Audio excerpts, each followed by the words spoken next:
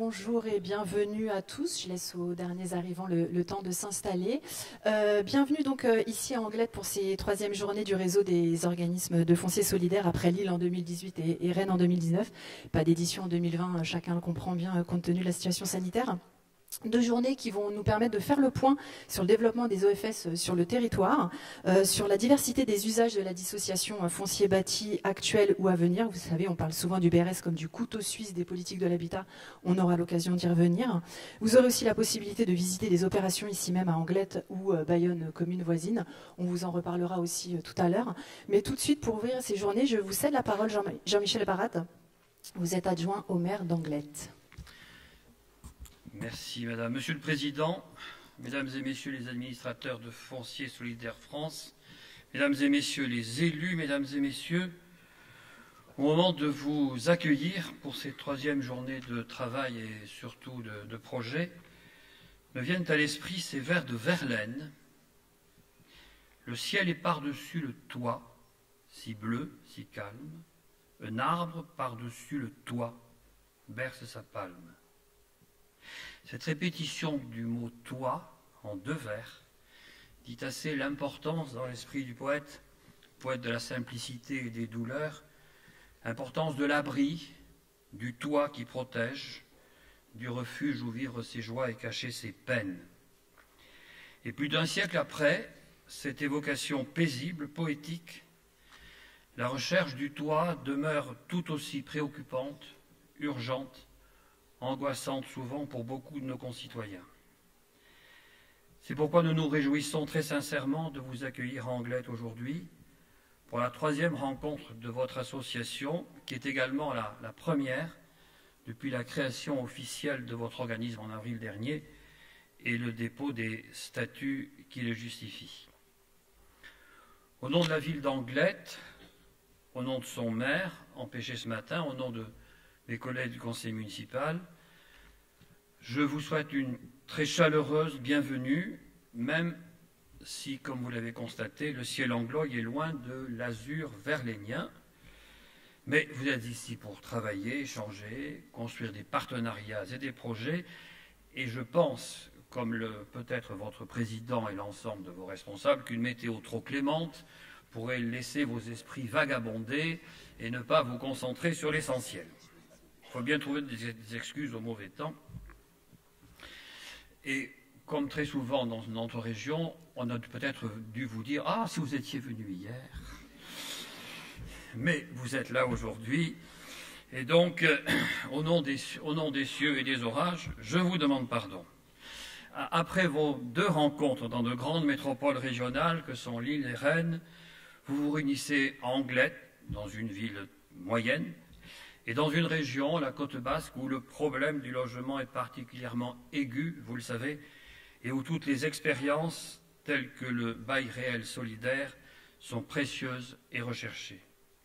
Vous verrez demain quelques-unes des premières réussites dans ce domaine, dont nous sommes certes fiers, mais qui ne sont que des commencements destinés à se développer et à grandir.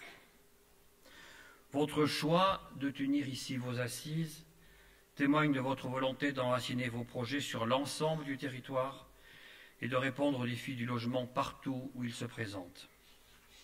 Si Anglet et ses voisines littorales constituent une continuité urbaine cohérente et donc semblable à bien d'autres, nous faisons partie d'une communauté d'agglomération disparate où les aspirations divergent entre ruralité, montagne, ville et océan, mais où la question du logement, de la distance entre le foyer et le travail, de l'accès des jeunes générations à la propriété se pose partout et nous interroge tous avec la même acuité. À ces questions largement partagées, vous apportez, Mesdames et Messieurs, des réponses cohérentes, claires, solides et solidaires. Le programme de vos journées, dans sa densité, son pragmatisme, est la preuve de votre sens pratique, concret, de votre choix des possibles réalisables et non des incantations bruyantes et vaines. Dans cette offre d'un prix maîtrisé pour de nouveaux acquéreurs et de leur engagement de faire profiter ceux qui pourraient les suivre des mêmes conditions raisonnables, s'affirme aussi, à mon sens pour moi, un autre regard sur l'habitat, où le réalisme s'accorde avec l'humanisme, où l'accession à la propriété se double de valeurs de respect et de partage. Et sans m'immiscer dans vos choix et vos décisions, je pense que cet aspect humain doit s'accompagner d'une recherche importante de qualité architecturale extérieure et intérieure. Vous le savez toutes et tous, mesdames et messieurs, le chemin sera long et compliqué, mais la démarche que vous portez est une des solutions viables et solides pour l'avenir du logement dans notre pays. Je souhaite que ces 2 jours vous permettent de mieux développer vos projets, d'en décupler le nombre, de vous armer pour convaincre et avancer, de renforcer vos liens et d'enrichir vos pratiques. Je souhaite qu'à terme, votre action généreuse et dynamique permette à beaucoup et au plus grand nombre de paraphraser le vers de Verlaine que je citais au début de mon propos pour lui faire dire « Le ciel est par-dessus mon toit, si bleu, si calme ».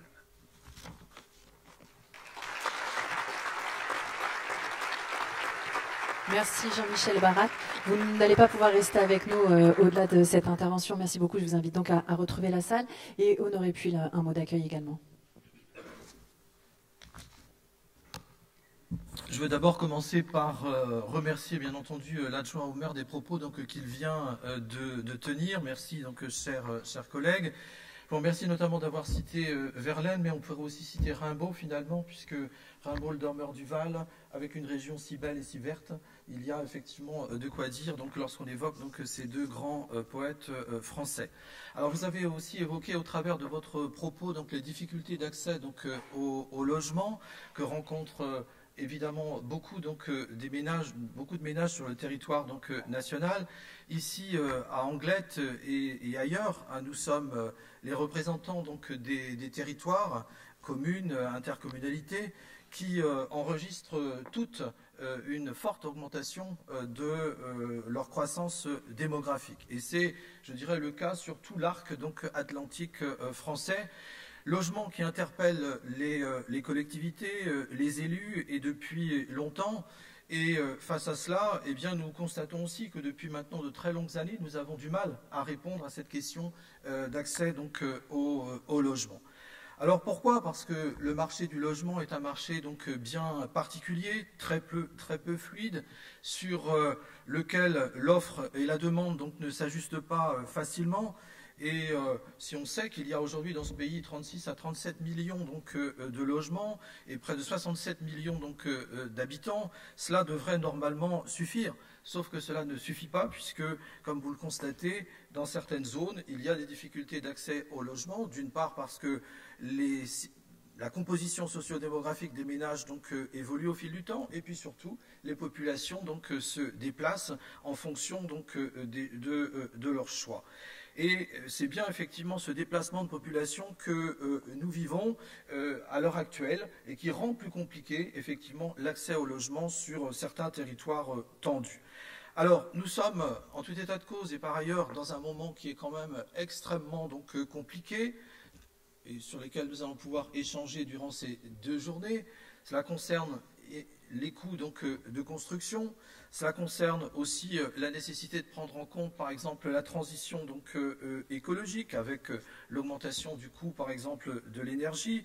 Ce sont aussi les discussions souvent très longues qui ralentissent les projets, qui concernent la densité. Vous avez vu le débat la semaine dernière, par exemple, sur la maison individuelle. Et puis, il y a la nécessité de nous engager aussi dans les économies de foncier avec le zéro, artificialisation nette qui nous impacte évidemment tous. Et puis, au-delà de ça, il y a cette crise sanitaire qui est venue bousculer également notre marche en avant, avec la nécessité de prendre en compte notamment les nouveaux usages dans le logement. Alors, je dirais en introduction et par rapport à ce contexte qui est quand même extrêmement difficile, émouvant, que nous avons besoin de stabilité, et notamment de stabilité législative, et plus particulièrement encore, pour être plus précis, je dirais, sur le financement du logement. depuis très longtemps, et ce n'est pas donc une nouveauté, chaque année amène donc son lot donc de novations. Il y a quelques années, nous parlions de la réduction de loyer, donc du solidarité. Nous parlons régulièrement des problèmes, par exemple, de zonage. Nous parlons de financement donc des ménages. Nous parlons d'investissement donc locatif. Nous vivons en matière d'habitat et de logement une vraie politique donc de stop and go qui rend quand même extrêmement difficile la mise en place d'une politique sur le long terme par les équipes municipales ou les équipes donc intercommunales, en tout cas qui rend plus difficile la mise en place donc des politiques de l'habitat.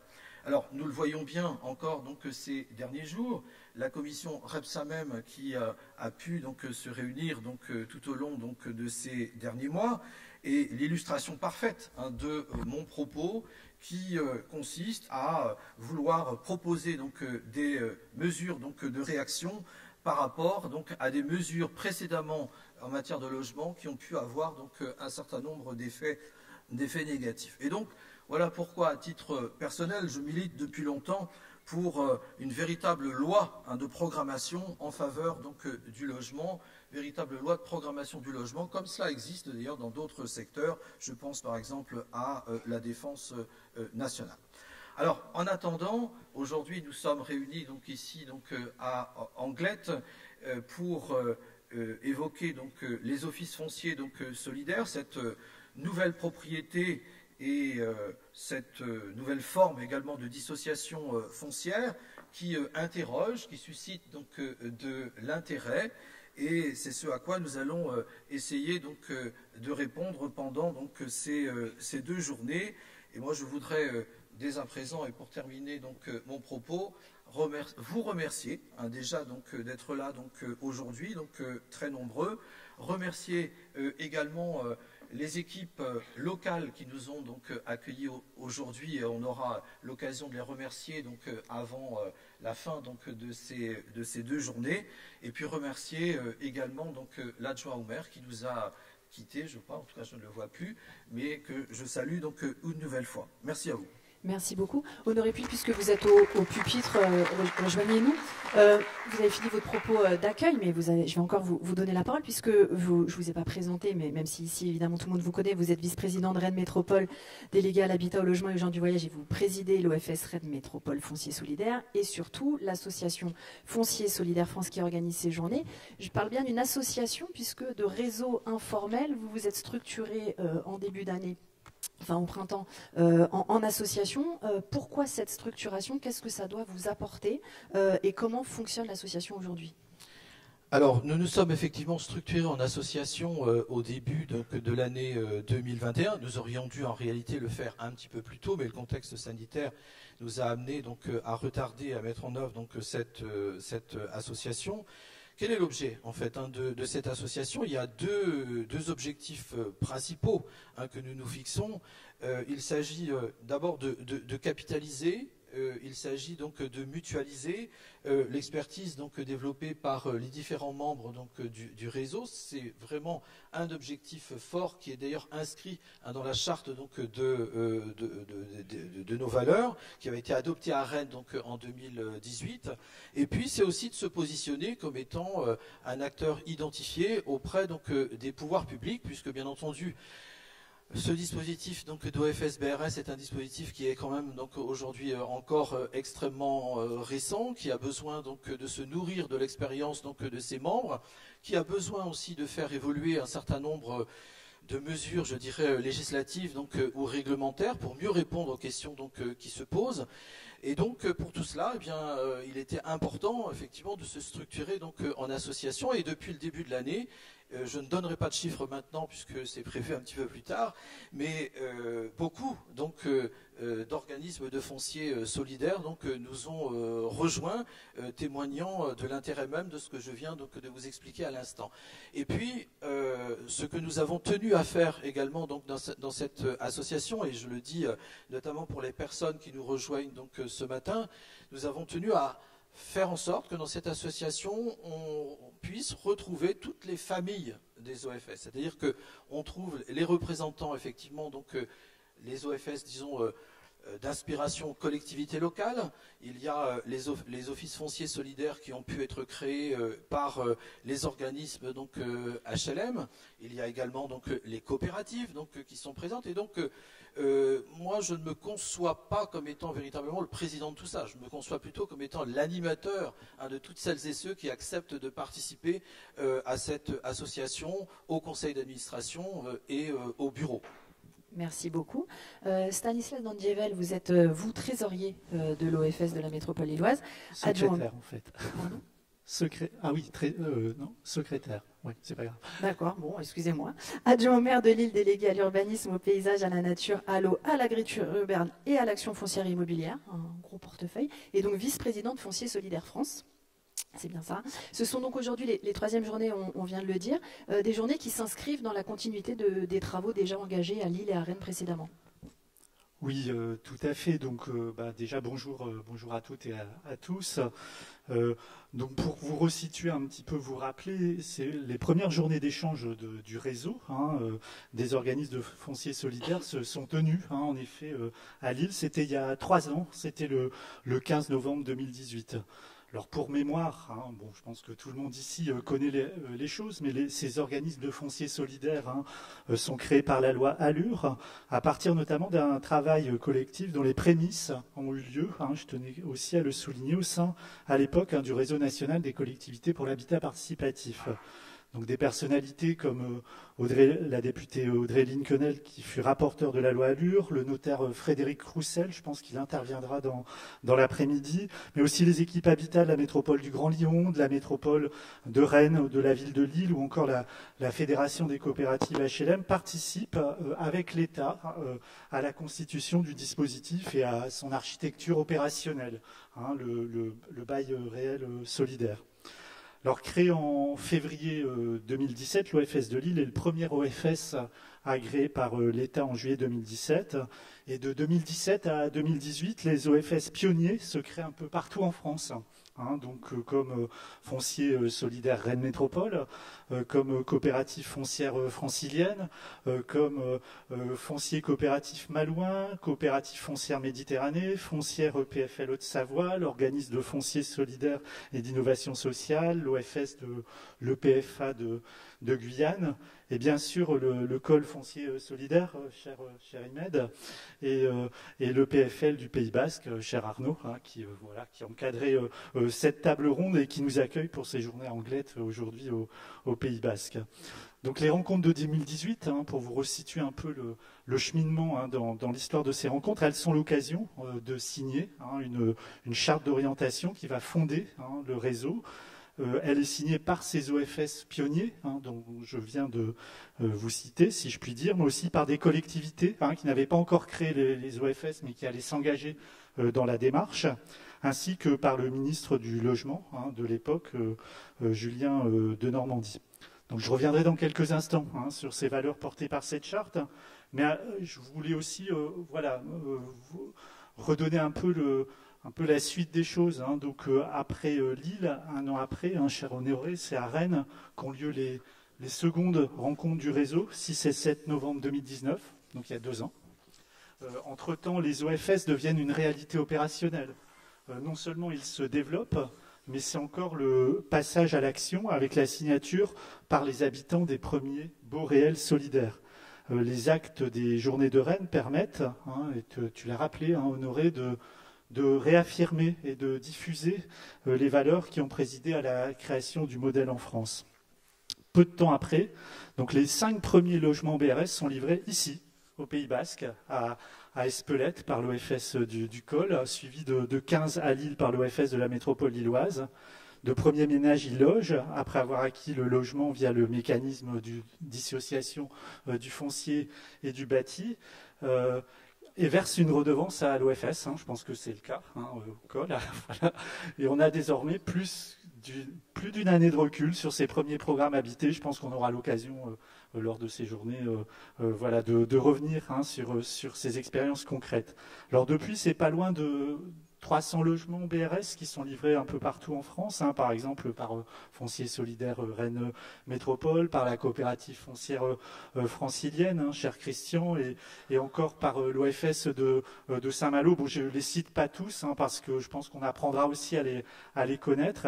Et on avait fait un pointage, plus de 2000 logements en BRS seraient actuellement en cours de commercialisation, peut-être un petit peu plus même à la sortie de cette manifestation.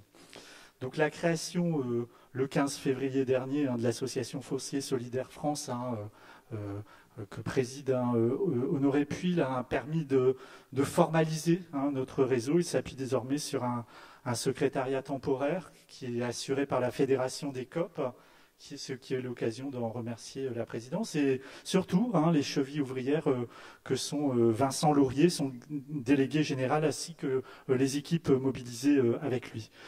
Donc les troisièmes rencontres de ce réseau s'inscrivent dans cette historique, et désormais j'ai envie de dire dans un passage à l'acte qui concerne de plus en plus d'OFS agréés, et c'est pour cela qu'on agit, des ménages aux revenus modestes et moyens qui peuvent à nouveau accéder via le BRS à un logement abordable.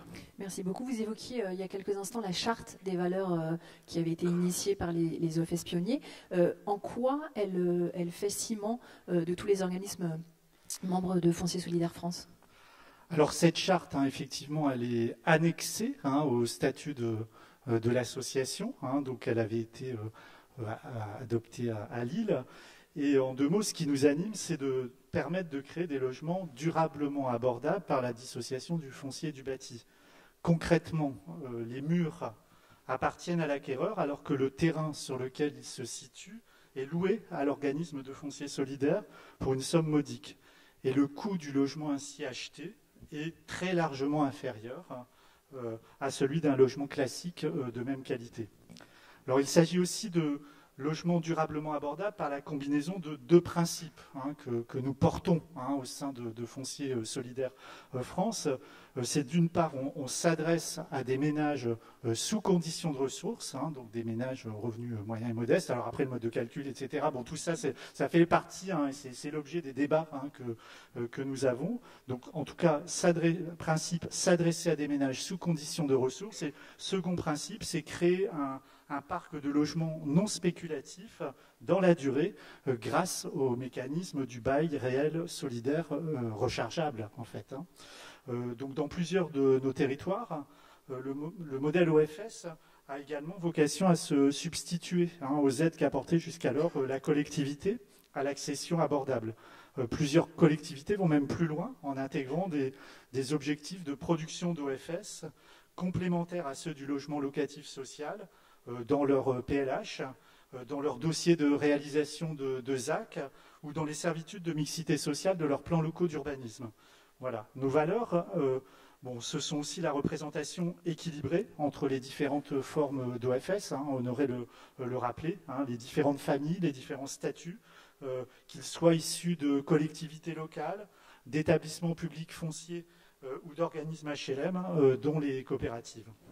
Nos valeurs, ce sont enfin des orientations que nous partageons, favoriser les échanges d'expériences entre les OFS, mutualiser nos pratiques en y associant les différents acteurs intéressés, les différents acteurs qui sont intéressés par la promotion du logement durablement abordable. C'est avancer de façon pragmatique pour mettre en œuvre des solutions opérationnelles qui facilitent l'émergence concrète de projets s'appuyant sur le mécanisme associant OFS et BRS. C'est être force de proposition, donc Honoré le rappeler, à l'occasion de la commission Repsamen, aussi des différents, on aura l'occasion d'en parler lors de ces journées, des différents projets de loi dans lesquels on peut essayer d'inscrire et de consolider, consolider ce modèle, donc être force de proposition pour garantir un environnement réglementaire, juridique et financier solide et pérenne pour le déploiement de projets en OFS et BRS. C'est un réseau qui construit des ponts avec les autres champs de l'habitat. J'ai cité tout à l'heure l'habitat participatif parce que la réflexion est un peu née historiquement dans ce mouvement, mais c'est aussi l'habitat adapté, l'habitat coopératif et le logement social plus largement. Effectivement, pendant ces journées, on aura l'occasion, je pense, de revenir sur ces différents éléments. Donc un réseau aussi ouvert à tous, qui favorise le partage des expressions entre les OFS, d'une part, quel que soit leur type et leur niveau d'avancement, et d'autre part, les acteurs du logement abordable au sens large.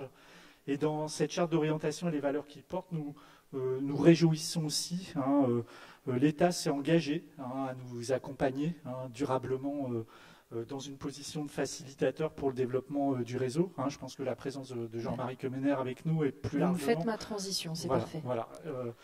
Je fais la transition. Je voulais quand même rajouter un petit mot d'Europe pour terminer, qui s'inscrit aussi dans cette charte de valeurs.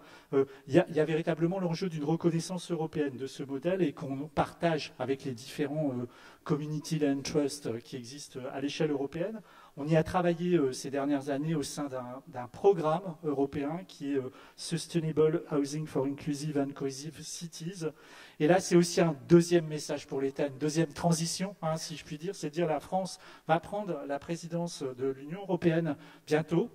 Et je pense que les valeurs portées par notre réseau mériteront, et ce sera l'occasion de structurer et de renforcer à l'échelle européenne l'appui à ce modèle d'habitat abordable et durable. Merci beaucoup Stanislas. Alors Jean-Marie Quemener, vous êtes chef du bureau des opérations d'aménagement à la DHUP et donc le représentant de l'État à cette séquence. On vous demande du soutien, ça vient d'être dit. Peut-être revenir, avant que vous répondiez sur le soutien et l'accompagnement que l'État pourrait apporter, sur l'état des lieux des OFS aujourd'hui, puisque administration, c'est vous qui délivrez les agréments.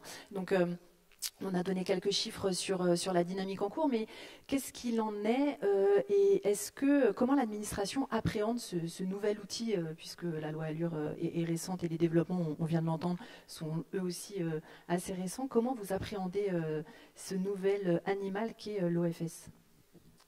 Bonjour. D'abord, merci pour l'invitation, puis merci de me donner l'opportunité de porter la voix de la DHUP sur ce sujet-là. Alors, pour faire un petit point d'étape, aujourd'hui, on est à peu près à 71 OFS agréés. On est à 11 qui sont en cours d'instruction. Il y en a encore 24 qui sont en projet. Donc, tout cela pour dire qu'on est quasiment sur un rythme de doublement des structures agréées tous les ans depuis 2018. Donc, ce qui témoigne quand même d'une dynamique qui est presque exponentielle, ce qui témoigne d'un certain... d'intérêt autour de ce dispositif-là.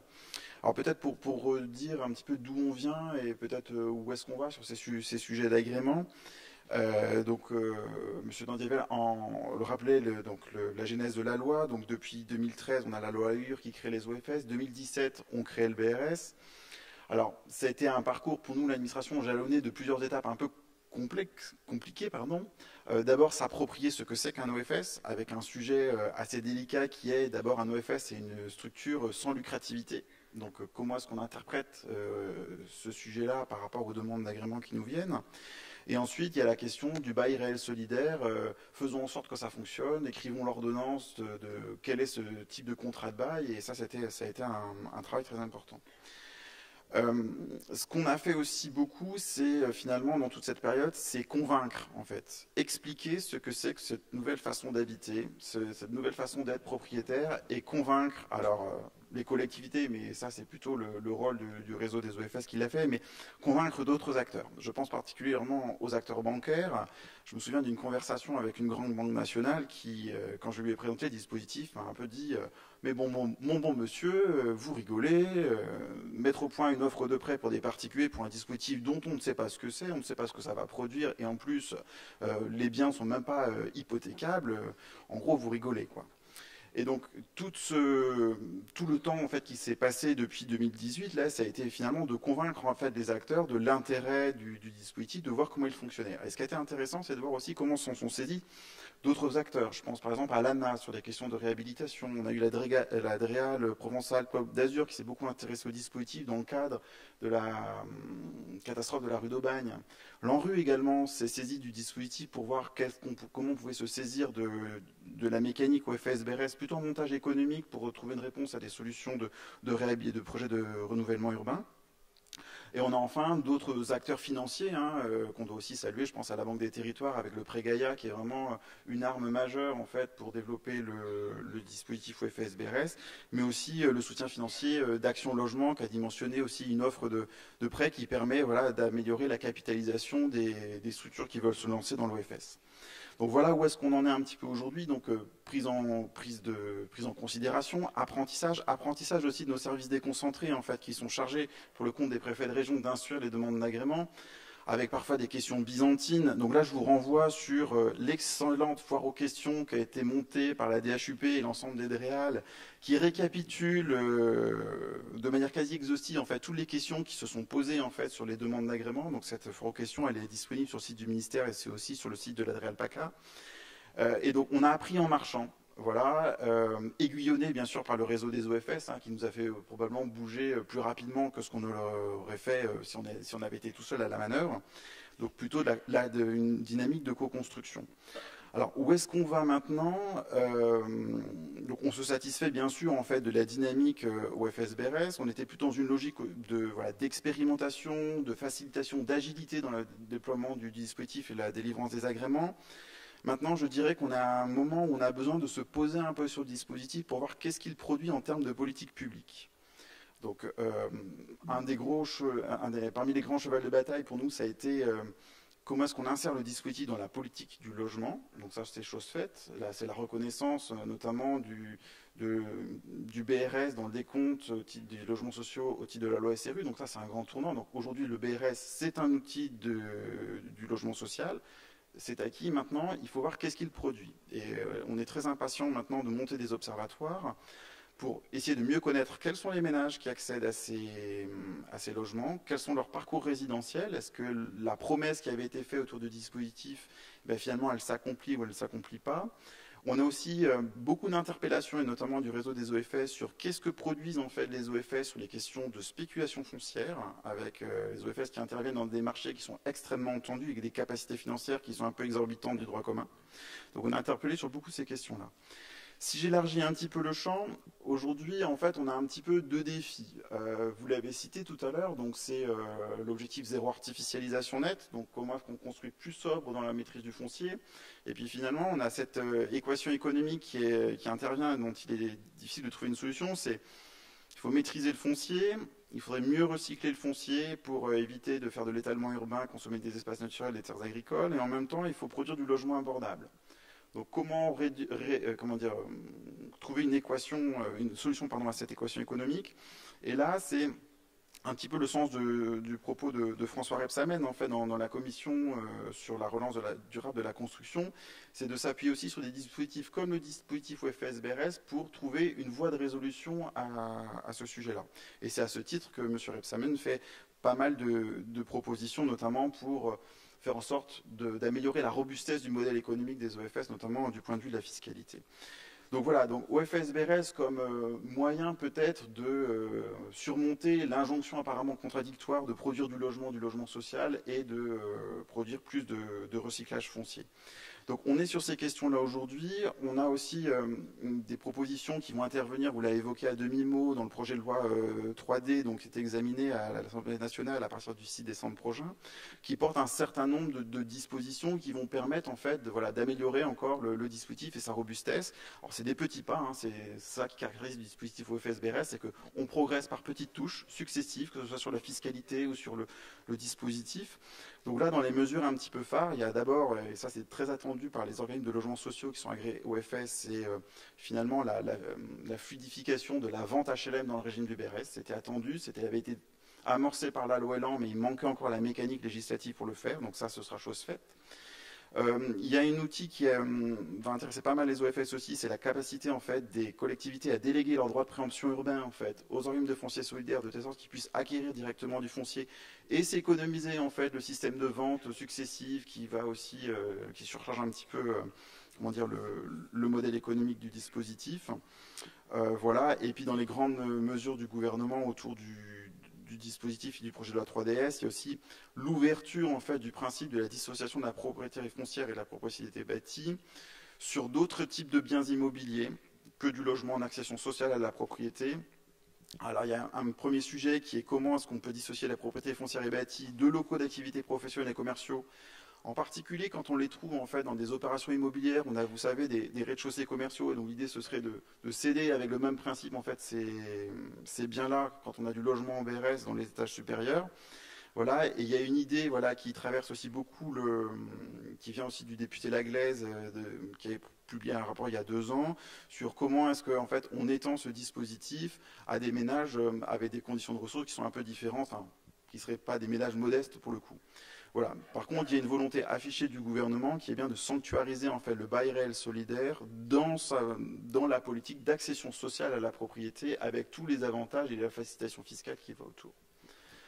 Voilà, le panorama est quand même sacrément large. Merci. On aura l'occasion de revenir sur les évolutions attendues et les propositions portées soit par la loi 3D, soit par Jean-Luc Laglaise. Juste un dernier mot encore pour vous, Jean-Marie Cavener, c'est sur le réseau constitué. Quand on préparait cette séquence, vous me disiez que le réseau, finalement, c'était pas mal d'avoir un acteur identifié, parce que compte tenu de la diversité des organismes et de la diversité des modes d'intervention, la DHUP avait besoin aussi d'avoir un interlocuteur peut-être qui puisse permettre de faire la synthèse. Alors oui, en effet, déjà pour vous donner une image un peu de notre quotidien, en fait, on fait partie des soutiers qui écrivent la loi, qui réagissent à des projets de rapports comme la commission Rebsamen. Et en fait, c'est un travail quotidien qu'on ne peut pas faire sans avoir un contact direct et étroit avec des professionnels, des gens qui sont confrontés aux réalités de terrain. C'est un peu le sens de dispositifs comme le Réseau national des aménageurs, le CSC2E, avec des filières du bâtiment. Donc on a besoin de ce contact direct avec les praticiens de l'OFS. Donc c'est en ce sens que voilà, la constitution d'un réseau, elle est importante. Elle est d'autant plus importante qu'en fait, il y a autant d'OFS que de modèles économiques et d'intentions de produire des OFS. Donc c'est aussi pour nous à la fois très intéressant, mais aussi une difficulté, c'est de se rendre compte finalement de quelles sont les problématiques partagées des OFS dans leur diversité, de telle sorte à être un peu plus fort quand on construit des propositions en loi ou en loi fiscale, par exemple. On devient plus crédible. Donc voilà, la DHUP est tout à fait prête à soutenir l'activité de ce réseau, que ce soit par des apports techniques, un soutien financier, le cas échéant à des projets, voilà, c'est très large. Et j'ajouterai une dernière dimension aussi qui me paraît intéressante, et M. Tandiavel en a parlé, c'est la question de la prospective. C'est déjà s'ouvrir au réseau européen, les Community Land Trust, qu'est-ce que ça produit, de quoi on peut s'inspirer pour notre situation française. Et c'est aussi s'ouvrir ensemble à la prospective finalement et à l'observation. Je disais tout à l'heure, en fait, on a besoin de comprendre ce que produit en fait ce dispositif OFS-BRS au-delà de la technicité du dispositif. Qu'est-ce que ça permet en termes d'accession sociale, de parcours résidentiel, qu'est-ce que ça permet comme modèle économique pour la réhabilitation, du renouvellement urbain. Et on a besoin de partager avec vous ce retour d'expérience. Et je trouve que la constitution de ce réseau est une formidable lieu d'échange et de caisse de résonance pour toutes ces préoccupations. Merci beaucoup. Donc finalement un soutien commun, partagé part en part de cette table. Christian Chevet, vous êtes le président de la coopérative foncière francilienne qu'on a déjà évoqué. Vous êtes aussi secrétaire de l'association Foncier Solidaire France. Jean-Marie Cavener parlait à l'instant de prospective. Alors je ne sais pas si on peut parler de prospective s'agissant de l'enquête flash que l'association a menée auprès de ses membres. Pourquoi avoir lancé une enquête et quels en sont les principaux résultats ? Alors, cette enquête était nécessaire, évidemment, notamment pour préparer ces rencontres, parce que c'est bien un moment de faire un point d'étape et puis de voir l'évolution du dispositif depuis Lille, Rennes et aujourd'hui Anglet. Et donc, il y a eu cette enquête flash. Donc, on remercie d'ailleurs tous les OFS qui ont répondu promptement à cette étude qui a été faite en un temps record, il faut l'avouer. Je ne sais pas si vous la projetez, parce qu'on va... Elle n'est pas projetée. Non, vous allez devoir tout nous expliquer. Bon, alors, je vais essayer de vous expliquer. Il y a certaines choses qui ont été dites déjà. Donc, moi, j'en étais à 69 OFS agréés. Vous voyez, M. Kemener nous a dit que c'était 71. Donc, chaque jour, il y a un nouvel OFS qui se crée, quasiment, ou presque, enfin, chaque semaine. Donc, 69 OFS agréés, donc 71, je veux dire. 4 en 2017, 5 en 2018, 10 en 2019, 16 en 2020, 34, 36 donc en 2021. Donc on voit que c'est quasiment exponentiel. Mais où cela va-t-il s'arrêter ? M. Kemener. Parce que, attention, nous, OFS pionnier un petit peu, on se dit, mais attention, on va avoir une concurrence Vous avez un soutien intense visuel. bientôt dans les... Ah ben voilà, c'est projeté. Hein. Donc on voit qu'il y a un véritable engouement hein, sur le dispositif. Bon, il y a eu l'effet aussi de la loi Elan, hein, je crois, qui a permis à chaque organisme HLM de demander un agrément propre.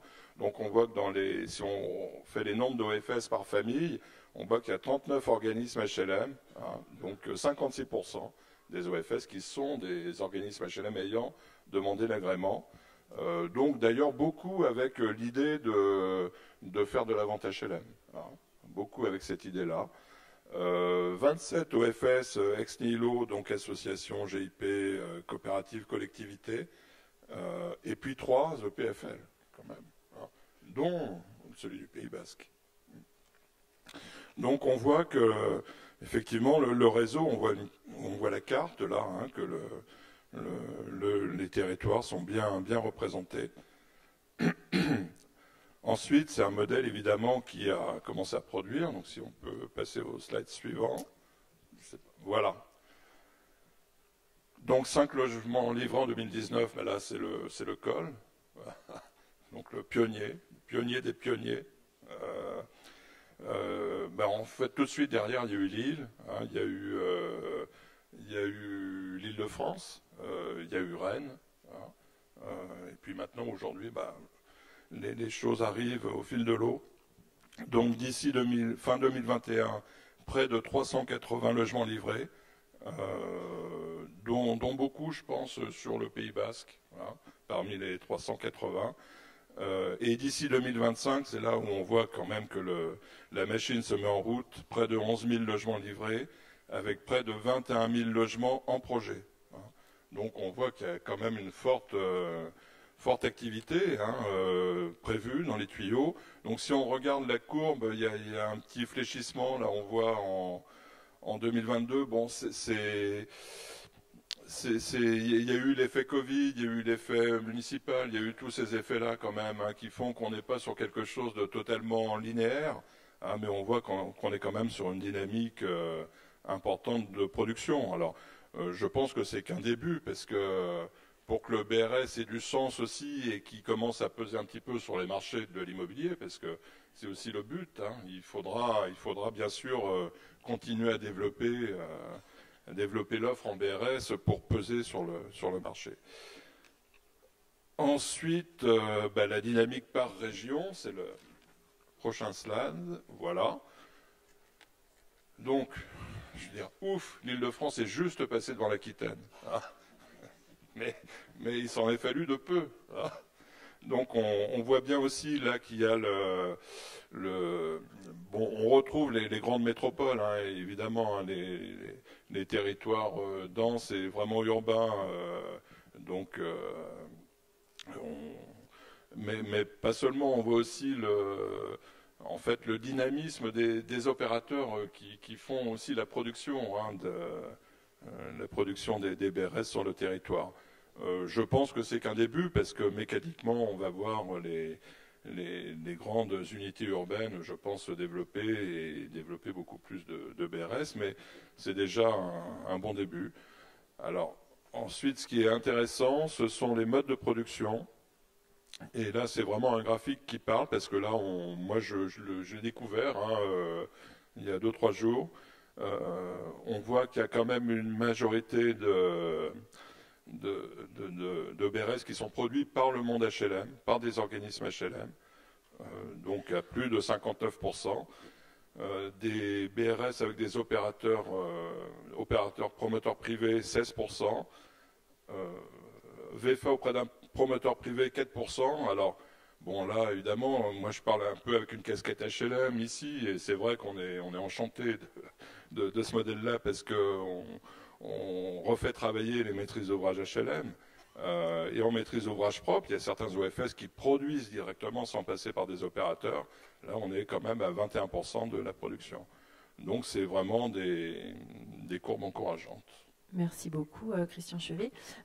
Honoré Puil, un nouveau mot de votre part. On a abordé la dynamique, on le voit, elle est réelle. Plus de 21 000 logements en projet. Le couple OFS-BRS est donc en plein essor, c'est avéré. Il y a des enjeux à venir, notamment d'évolution législative. Qu'est-ce que le réseau porte? Est-ce qu'il faut se poser maintenant et attendre, ou est-ce qu'il faut continuer à développer le modèle, expérimenter, aller encore de l'avant pour des nouveaux usages du BRS? Alors, pour répondre à cette question, en fait, il faut déjà peut-être rappeler ce que l'on a fait cette année. C'est-à-dire que tout au long de l'année 2021, on a été amené, donc, ça a été rappelé, à structurer donc notre réseau. Ça veut dire plusieurs réunions de bureaux, plusieurs réunions de conseil d'administration. Ça veut dire prendre contact avec les banques, ça veut dire prendre contact avec Action Logement, prendre contact également donc avec l'État. Et de ces échanges sont nées diverses contributions que nous avons pu faire dans le cadre d'une année législative qui est quand même extrêmement riche, puisque au mois de mai-juin, nous avons pu porter 8 propositions donc, auprès du Sénat dans le cadre de la préparation donc, de la loi 3DS. Et la loi 3DS telle qu'elle est ressortie donc, du Sénat nous donne globalement donc, satisfaction. Le Sénat ayant par ailleurs rajouté, cela a été dit tout à l'heure, quelques éléments complémentaires, comme par exemple, je pense, au droit de préemption au profit des organismes de foncier solidaires. Nous avons également été sollicités, toujours dans le cadre de la préparation de la loi 3DS, par la commission de l'Assemblée nationale et Michael Nogal. Nous avons eu l'occasion de porter nos propositions donc, il y a quelques semaines, quelques jours. Et donc, je pense que là aussi, la loi 3DS devrait apporter des réponses globalement positives aux propositions que nous avons pu faire. Nous avons aussi participé donc, à la commission Repsamem. Là aussi, des propositions ont été faites. Je n'en retiens qu'une, peut-être avec la casquette donc d'élu local, mais qui consiste par exemple à faire en sorte que dans les programmes locaux donc de l'habitat, dans les PLH, un peu partout en France, on porte la question donc de l'accession sociale à la propriété. Alors, on sait que sur certains territoires, cette problématique, elle est prise en compte, mais ce n'est pas le cas donc partout. Et l'une des préconisations que j'ai pu faire dans le cadre de la loi, de la préparation de cette commission Repsamem, c'est de faire inscrire cela dans le cadre des futurs programmes locaux de l'habitat. Alors, par rapport aux enjeux qui sont devant nous aujourd'hui, j'en citerai bien 4 ou 5. D'abord, il nous faut continuer à travailler effectivement avec les services donc, de l'État, et notamment avec M. Kemener et la DHUP. En clair, on se doit de porter donc, la parole du réseau, les préoccupations donc, des adhérents au réseau auprès donc, des services de l'État. Et l'État lui-même nous indiquait tout à l'heure qu'il avait besoin d'interlocuteurs. Donc ça, c'est vraiment une mission importante que j'assigne donc, au réseau. Ensuite, il y a, je crois aussi, à mettre en place sans doute un programme donc, de travail donc, avec l'État. Je crois que c'est important qu'on se dise les choses et qu'on écrive donc, les choses. Et ce sera d'autant plus important à l'issue donc, de ces 2 journées. Puisque dans les ateliers, vous allez vous parler, vous allez dire des choses. Il faudra qu'on retranscrive tout ça. Et ensuite, il faudra bien qu'on porte tout ça auprès donc, de l'État. Troisième enjeu que je vois donc, au réseau donc, des OFS, c'est, je le disais à l'instant, mais j'y reviens, c'est véritablement d'insister auprès donc, des collectivités locales sur la nécessité d'insérer donc, dans leur PLH la dimension accession donc, à la propriété. Ça me semble important et c'est pour ça que j'ai beaucoup insisté là-dessus, je le disais tout à l'heure, dans le cadre de la commission donc, Repsamem. Et puis, il y a une autre question de fond au regard des chiffres qui nous ont été révélés donc, à l'instant par Christian Chevet, c'est véritablement de suivre en fait l'évolution de ce dispositif d'OFS BRS, justement afin notamment d'éviter par exemple les risques donc, de concurrence qui peuvent exister entre les différents types d'OFS qui peuvent se trouver donc sur ce territoire, les OFS des collectivités, les OFS bailleurs sociaux, coopératives, etc. Et notamment, quand je dis risque de concurrence, c'est éventuellement le risque d'inflation aussi sur les prix donc de l'immobilier. C'est un sujet qui est extrêmement important et sur lequel nous devons être extrêmement vigilants, parce que si, par hypothèse, les choses devaient se dérouler de cette manière-là, ça veut dire que, en réalité, le dispositif échouerait. Donc, il y a nécessité quand même d'être extrêmement attentif à l'évolution et d'avoir, moi je rebondis sur l'idée aussi d'un observatoire pour que on puisse véritablement, collectivement, tirer les conclusions de ce qui se passe donc sur le terrain. Et puis, il y a un point qui m'avait un petit peu échappé, je l'avoue, mais sur lequel on a attiré mon attention, notamment lors du congrès HLM de Bordeaux, c'est sur le risque éventuel de dérapage sur certains territoires, en tout cas la tentation que pouvaient avoir certains territoires de faire en sorte, enfin de bifurquer, de transférer leur production vers de l'OFS-BRS parce qu'il est compté au titre de la loi donc SRU. Alors, je ne dis pas que les choses vont se produire comme ça, mais j'ai quand même eu quelques échos, donc je préfère donc que nous puissions anticiper en fait sur ce point. Et puis, donc je dirais que par rapport au moment où nous sommes là aujourd'hui, je pense que il nous faut consolider les choses. Il nous faut consolider les choses, c'est-à-dire que il nous faut stabiliser. On a besoin de stabiliser, d'adapter. C'est une réalité, mais je ne suis pas sûr que nous ayons besoin, par exemple, d'aller vers d'autres dispositifs. Et là, vous me tendez la perche pour peut-être dire notre désaccord, mais notre désaccord, il est déjà acté depuis 2018, notre désaccord notamment sur la création éventuelle à venir des offices fonciers dits libres. Je pense que nous ne sommes pas mûrs pour rajouter encore un nouveau dispositif donc aujourd'hui par rapport à ce qui existe déjà, même si on nous explique que ce dispositif serait réservé aux collectivités locales et aux établissements publics.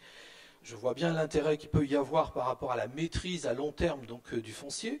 Ça, c'est, je crois, un élément qui peut être positif. Mais je ne vois pas bien comment on réglemente, entre guillemets, les prix de sortie donc, des logements, comment on évolue, comment on contrôle, par exemple, les prix de revente, etc. etc. Donc, je ne suis pas sûr qu'aujourd'hui, il soit opportun, même si je sais qu'un parlementaire influent porte cette idée, je ne suis pas sûr qu'il soit opportun de nous engager dans la mise en place des offices fonciers libres, puisque tel est le nom qui leur serait potentiellement donc donné. Pour ma part, avec le réseau, je milite vraiment pour une période de stabilité, d'approfondissement, d'observation, et puis peut-être que, chemin faisant, on constatera qu'il y a nécessité d'évoluer sur tel ou tel autre axe. Mais pour l'instant, restons là où nous en sommes et essayons de répondre aux questions qui remontent du terrain. Merci beaucoup. Les questions qui remontent du terrain, c'est un petit peu ce qui va être discuté tout au long de ces 2 journées lors des ateliers et des plénières. Arnaud Portier, vous êtes membre du bureau de Foncier Solidaire.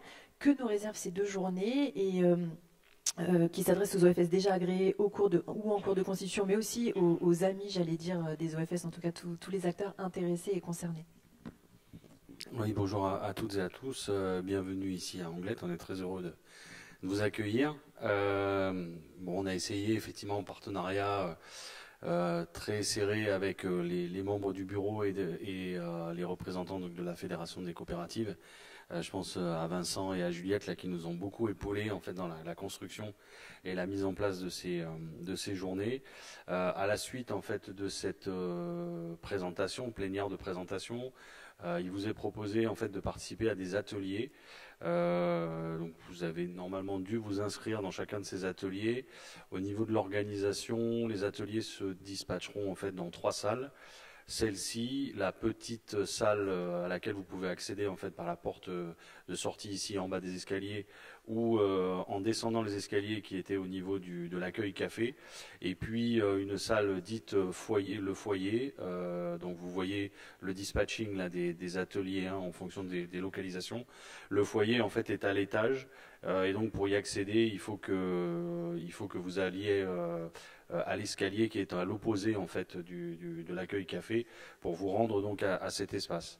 Je rebondis juste sur l'intitulé le BRS pour l'INUS parce que vous avez fait des parcours selon le niveau de maturité des différents participants. Oui, on a repris un titre célèbre de recueil d'informations ou de connaissances. Donc il n'y a pas de jugement sur cette déclinaison. L'idée effectivement au niveau des ateliers, le travail qui a été fait par l'ensemble du réseau, c'est d'essayer, puisqu'on a, et ça a été dit, on a une participation assez disparate en fait de gens qui sont le nez dans les OFS depuis leur création, d'autres effectivement qui sont en découverte ou en tout cas qui viennent se renseigner dans le but éventuellement de se constituer, de se structurer en OFS, et puis également des partenaires qui eux sont associés de façon plus ou moins depuis plus ou moins longtemps, et donc l'idée a été d'essayer de structurer des thématiques qui puissent être abordables pour tout le monde, tant ceux qui sont en découverte, d'où effectivement le BRS pour les nuls, qui est véritablement d'essayer de reprendre les grands éléments, les grands points d'information que normalement sont censés avoir acquis ceux qui sont déjà dans le domaine du BRS, bien qu'on en apprend tous les jours. Donc, mais on a essayé de scinder ça, et effectivement l'idée de ces ateliers, en tout cas de ces journées, elles ont toujours été construites comme ça. C'est vraiment de réunir les gens autour de ce thème du BRS et de l'OFS, de façon à ce que chacun puisse en fait faire part de ses difficultés, de ses réussites, et puis venir bénéficier finalement du retour d'expérience des uns et des autres. Et comme ça a été dit par notre président, c'est aussi peut-être à la fin de ces journées mettre en exergue des sujets sur lesquels on se rend compte qu'aujourd'hui on a véritablement des problématiques ou des évolutions. Et comme l'a dit Jean-Marie Kemener, je crois qu'on avance tous en marchant. On apprend tous en marchant, et donc l'idée aussi c'est de se rendre compte que peut-être aujourd'hui certains sujets auxquels nous sommes confrontés ne trouvent pas réponse d'un point de vue technique ou réglementaire, et que quand on est sur la question effectivement législative ou réglementaire, il est opportun de pouvoir se faire accompagner et donc en faire part aux représentants de la DHUP. Donc parmi les thématiques qui vous sont proposées donc ce matin et jusqu'à l'heure du déjeuner, donc pour ce qui est du déjeuner, ça se passera là où on a eu l'accueil café, donc on reste sur place. On est désolé pour le temps, on pensait vous accueillir, comme l'a dit le premier adjoint à la ville d'Anglet. Vous seriez venu hier, il faisait beau, jusqu'à 17h, après ça s'est gâté, mais il faisait très beau. Bon, désolé, espérons que ça s'arrange. Donc un premier atelier qui est commercialiser les logements en BRS, ça a été évoqué. On parle effectivement de la façon dont on peut être amené à proposer à des publics qui découvrent en fait ce nouveau dispositif, et on est dans une évolution, dans un changement culturel. Donc il faut effectivement communiquer et faire comprendre le dispositif. On l'a dit, donc le foncier solidaire pour les nuls, c'est un tour d'horizon un petit peu de l'ensemble du dispositif, et d'exprimer un petit peu quelles sont les modalités d'organisation des OFS et du BRS. Le BRS, une réponse à la crise environnementale, ça a été évoqué par plusieurs des intervenants de la table ronde. On rentre effectivement dans un dispositif et dans une volonté donc du zéro artificialisation nette, dans la sobriété foncière. Donc tout ça, effectivement, ça encourage à refaire la ville sur la ville ou à travailler en renouvellement urbain. Comment se positionne finalement le BRS dans ces politiques, d'autant qu'on le verra aussi dans une autre table ronde. Il ne faut pas perdre de vue quel était l'esprit en fait de la mise en place de ce dispositif. On était au départ quand même plutôt sur des dispositifs à vocation des zones tendues et sur de la construction de logements neufs. Et donc effectivement l'approche de renouvellement urbain et de réhabilitation et notamment de proposition du BRS dans la réhabilitation en milieu moins tendus ou voire ruraux, est quelque chose qui est une évolution finalement de l'approche, et donc qui nécessite aussi quelques adaptations réglementaires et législatives. En début d'après-midi, donc après le déjeuner, on essaiera de vous garder éveillés en se retrouvant ici en salle plénière. L'idée effectivement c'est de faire une table ronde sur la relation entre les collectivités et les organismes fonciers solidaires. Ça a été dit par Honoré Puil, toute l'importance en fait du positionnement des OFS BRS dans le cadre des politiques de l'habitat menées par les collectivités. Donc comment finalement s'organisent un petit peu ces relations. Ensuite, nous repartirons en atelier. Donc là, on va retrouver 3 ateliers. Un qui est sur le financement des acquéreurs. On verra que c'est pas simple. Ça a été dit par Jean-Marie Kemener. les banques de détail, notamment qui sont celles qui vont financer les acquéreurs du BRS, ont fait un gros travail, effectivement, et il y a eu beaucoup d'échanges avec le réseau des opérateurs et avec les organismes fonciers solidaires en direct pour comprendre le dispositif et intégrer ce dispositif, effectivement, dans leur offre de financement. Je tiens à ce propos à remercier quatre partenaires qui sont justement dans ces thématiques, puisqu'on a déjà cité la Banque des Territoires et Action Logement, mais on est également, ces journées ont également comme partenariat le Crédit Agricole Pyrénées-Gascogne et le Crédit Mutuel, donc qui ont gentiment accepté de nous accompagner. Mais il y aura d'autres intervenants, d'autres structures. Les relations entre les OFS et l'État, donc ça c'est plus pour effectivement la partie de ceux qui cherchent à voir comment mettre en place un OFS et donc comment se crée finalement la mise en relation avec les services de l'État. Et on a évoqué la difficile réflexion et les difficultés quelquefois pour obtenir un agrément et s'assurer effectivement de l'obtention de cet agrément. La vente HLM en BRS, ça a été évoqué, là aussi c'est un vrai sujet, puisque très rapidement des bailleurs sociaux, opérateurs HLM se sont rendus compte que c'était finalement un dispositif qui pouvait être très intéressant dans le cadre de ce dispositif de la vente HLM. Et puis donc vers 17h45, nous nous retrouverons ici en salle plénière pour les conclusions de la journée. L'idée étant justement de laisser la parole en fait à nos partenaires pour qu'ils puissent intervenir et vous expliquer un petit peu comment aujourd'hui ils accompagnent et peut-être qu'ils nous feront part aussi des difficultés qu'ils rencontrent, donc les différents OFS sur le territoire national. Et normalement, nous conclurons à 18h30. Cette journée, donc pour ce qui est effectivement de la partie plénière, sachant que je le rappelle donc pour effectivement ceux qui sont inscrits, ce soir donc il y a un dîner qui est prévu donc à Anglette avec une organisation de navette qui vous a été précisée et qui permettra donc effectivement aux gens de ne pas prendre leur voiture pour participer à cette soirée. On essaiera de ne pas se coucher trop tard, puisque demain matin, pour être dans les délais, on va commencer un peu plus tôt finalement que ce matin, puisque l'accueil se fera à partir de 8h pour démarrer donc à 9h, par une table ronde dont le thème est le BRS couteau suisse des politiques de l'habitat. Donc là, effectivement, c'est là qu'on pourra détailler et voir que finalement, suite à la mise en place de ces OFS et donc des premiers BRS, chacun finalement dans son territoire ou dans son coin a été confronté à des problématiques diverses et variées. Et finalement, ça nous a amené les uns et les autres à se dire, tiens, et finalement, est-ce que le BRS pourrait pas être une solution à notre problématique? Et donc, on évoquera l'ensemble de ces sujets. On repartira en atelier en fin de matinée, où là, on va retrouver 3 thématiques. Gérer les BRS sur la longue durée. Donc là, effectivement, c'est des questions qui se posent aujourd'hui, puisque tant au moment de la cession du premier BRS, on a capacité effectivement à vérifier que les gens vont bien acheter ce bien en résidence principale. Qu'en sera-t-il au bout de 10 ans, puisque c'est une obligation quand même faite par la loi. Donc comment allons-nous nous organiser pour faire en sorte effectivement de nous assurer que les gens qui ont acquis ce BRS continuent bien effectivement à occuper leur logement en résidence principale.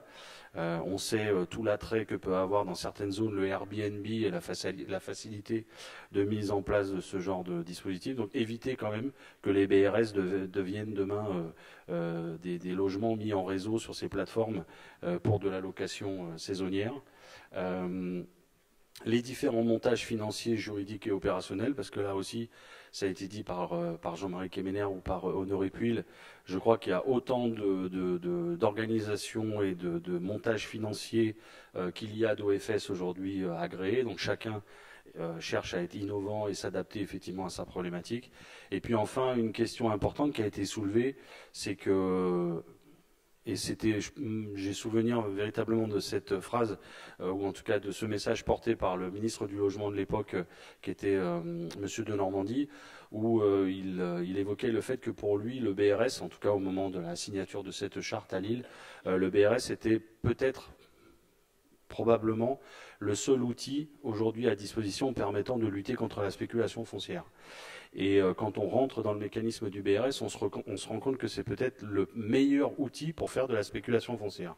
Donc il faut être très attentif en fait à cette utilisation, et notamment sur les effets pervers que cela peut avoir en matière, effectivement, on l'a vu, de prix de vente du logement, mais également de quelque chose que il ne faut pas oublier d'évoquer, que sont les redevances foncières, puisque le BRS donne lieu à des redevances, et donc effectivement la problématique des redevances.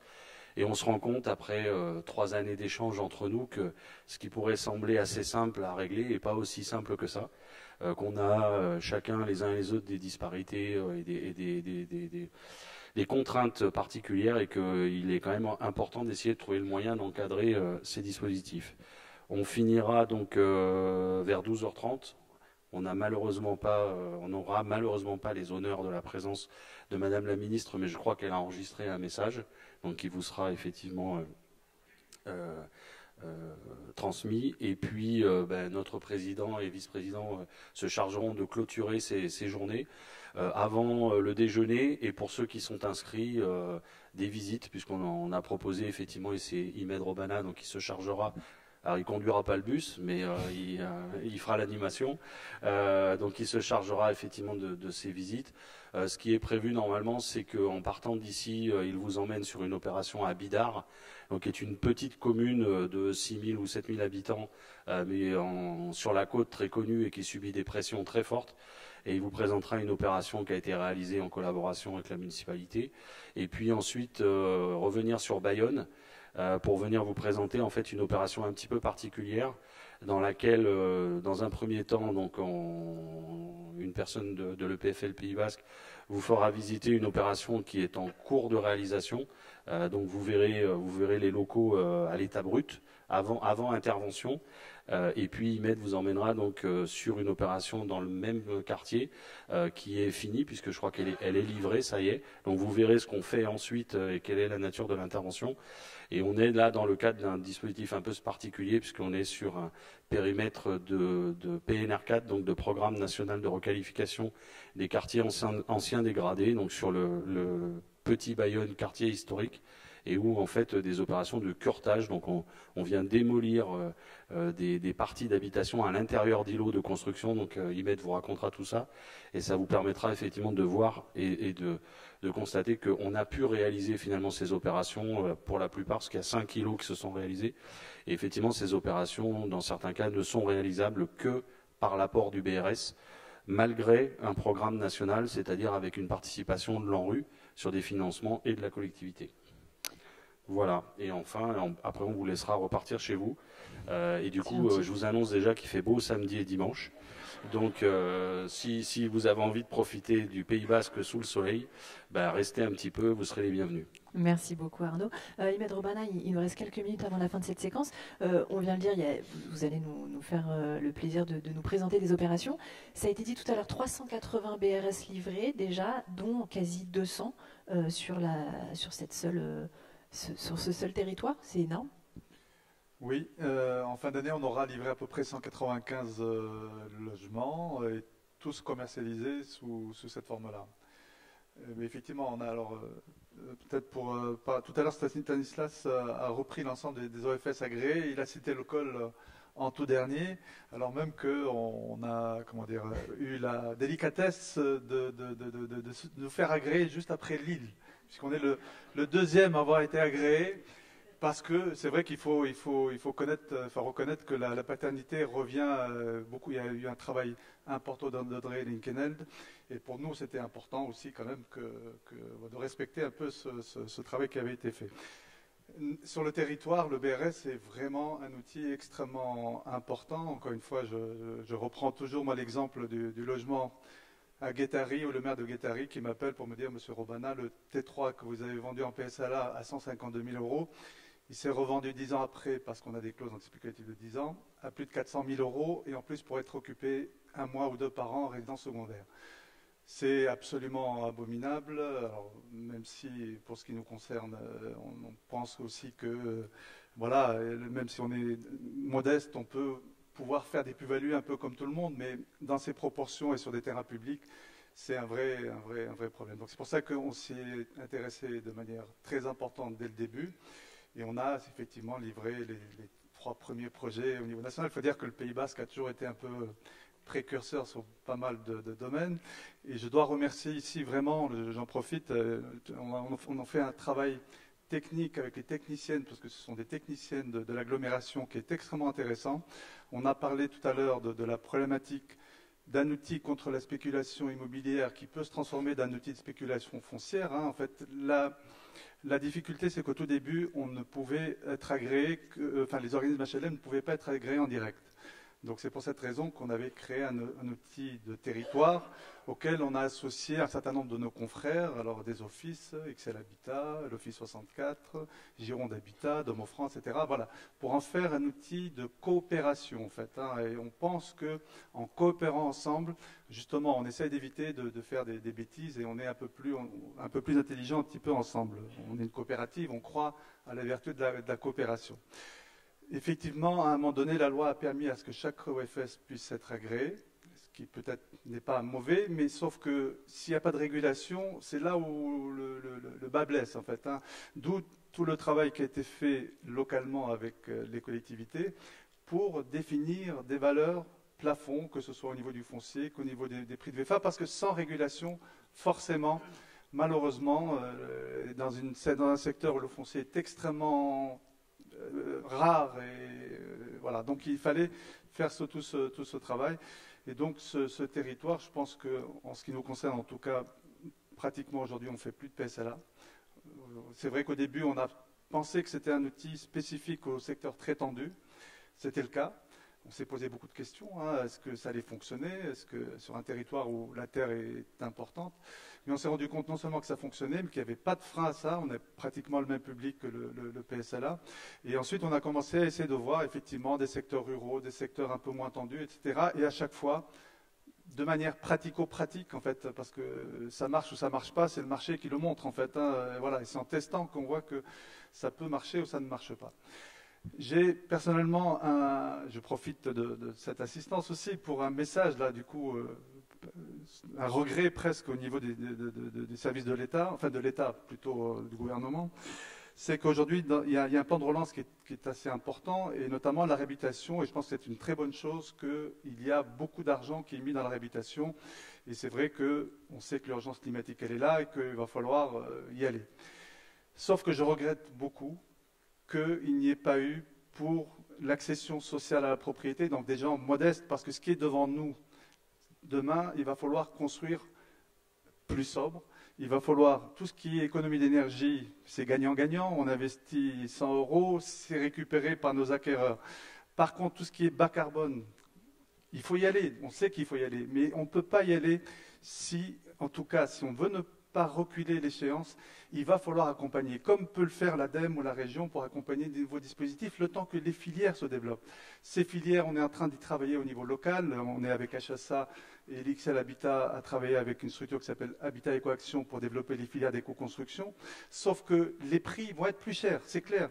Donc je vous annonce que dans 1 an ou 2, un certain nombre de nos accédants à la propriété qui pouvaient accéder à la propriété ne pourront pas le faire.